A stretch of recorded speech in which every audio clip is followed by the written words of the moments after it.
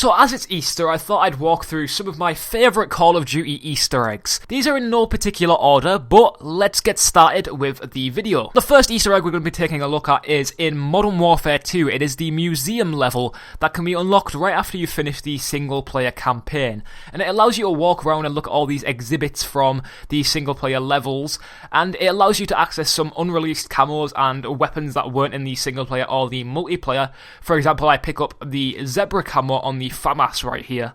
There's also another special feature, possibly the main feature of the level. If you go up to this bell over here and press it where it says do not press X, all the exhibits come to life and try to kill you, sort of like the movie Night at the Museum.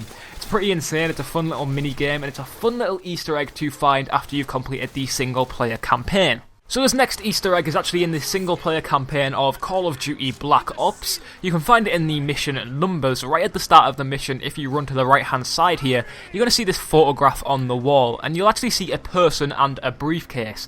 Now this person is actually very interesting because this person is actually Clark S. Nova, and you might have heard that name from the most recent Call of Duty Zombies songs. Clark S. Nova actually sang We All Fall Down and Carry On from Transit and Die Rise, so he was actually in the original Black Ops in the single player campaign, and you may be wondering why was he there, and that's because he was the GK Nova briefcase guy. And you may remember the GK Nova 6 viral campaign from before Black Ops launched. There was actually a moment where the Call of Duty VIPs went to a hotel to check out Black Ops for the first time, and sitting there was Clark S. Nova with this briefcase, and he handed it over to the owner of CallOfDutyZombies.com, Carbon Fiber, and there was some interesting documents and stuff in there, and he was in the game also, so that was pretty cool to see, a nice little Easter egg if you know the backstory, and it makes a little bit more sense now that he's singing some songs for the Zombies mode. So this next Easter egg is in Modern Warfare 3, it's in the multiplayer mode, and it's on the multiplayer map Lockdown. If we go into spectator mode and fly over to this window in the area of the map where the hung men are, if we fly through the window, we're going to see a giant teddy bear holding two golden desert eagles. This is actually the model of the golden desert eagle from Call of Duty 4, and it's not even in Modern Warfare 3, or even Modern Warfare 2 as a matter of fact. It's a pretty cool Easter egg because teddies are a massive relation with most Call of Duty games, whether it be Infinity Ward titles or Treyarch titles, but it is there just sat in its window, and it's pretty cool. It's like a giant teddy bear compared to the rest of them that we've seen. So this Easter egg is in Call of Duty World at War's single player campaign on the mission Little Resistance, and this is the first time we ever saw the ray gun in the Call of Duty franchise. It was actually in the single-player campaign before it was in Zombies, which a lot of people will probably find interesting. You could unlock it by starting the level and jumping in these holes on the beach, and once you've jumped in them all, these statues will raise from the ground and these really weird voices will start saying some interesting stuff to you.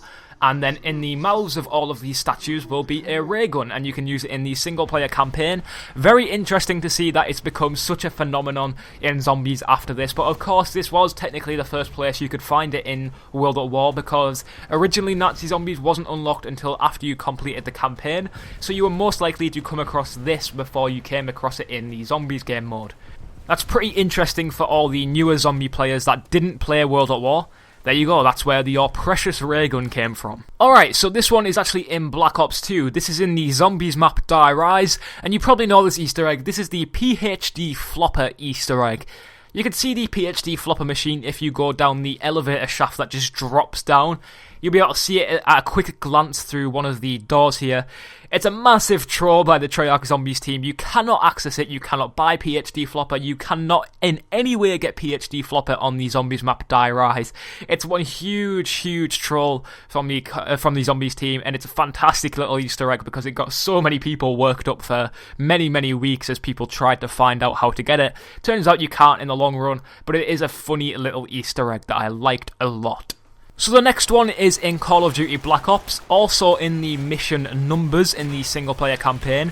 If you throw grenades at all these Nova 6 canisters right at the beginning of the mission until all of them explode, and then run over to here and press this tape like recorder thing, it'll go down, the screen will start shaking, and then you carry on with a mission up until this point where you're at the fridge.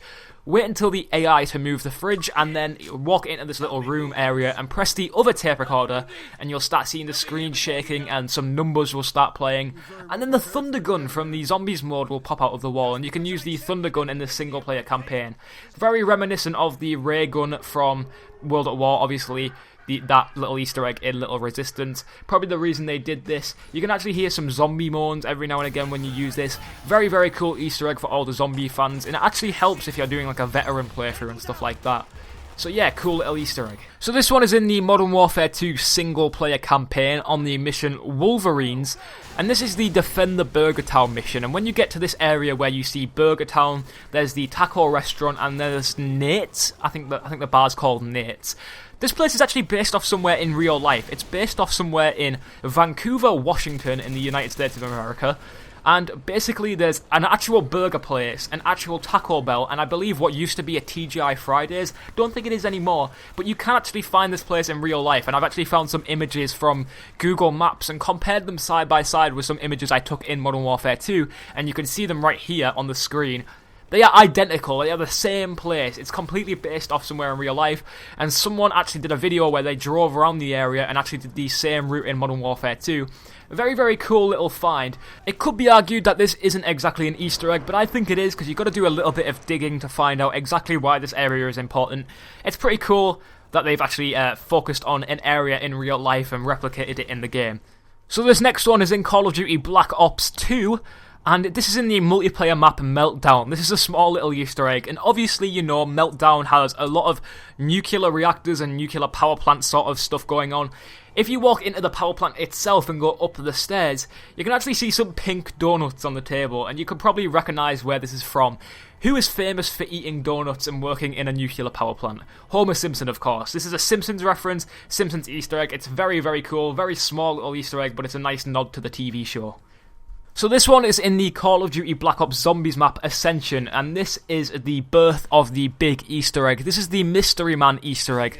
This is like the side quest multiple step huge Easter egg that's continued in every single Zombies map since, and I chose this one specifically because this is obviously like the grandfather of these huge Call of Duty Zombies Easter eggs, and they've continued in every single map after this. This one didn't actually have any achievements, so it's kind of weird to go back and think we have nothing to prove that we did this, but this was like the first ever Easter egg that I covered on this YouTube channel, and it's got a special place in my heart because it's like the first one that sparked off this awesome community hunt whenever a new map comes out. It's fantastic. I love this Easter egg. And last but not least is the Nuketown 2025 Easter egg in Call of Duty Black Ops 2.